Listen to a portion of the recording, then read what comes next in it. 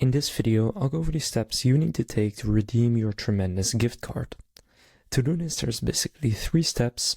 So when you receive a gift card, they will send it to your email address from this email you see right here, so rewards@rewards.tremendous.com.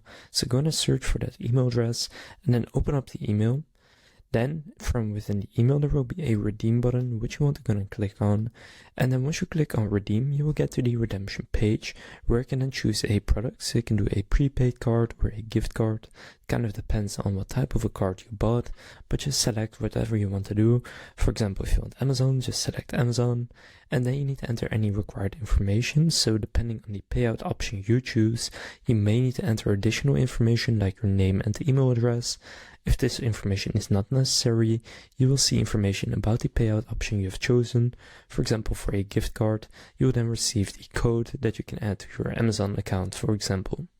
So then you can just receive your payout, and Tremendous will make your payout available to you as quickly as possible. So that's how to redeem your Tremendous gift card. If this video was helpful, please consider leaving a like and subscribing to my channel. With that being said, I will see you in the next video.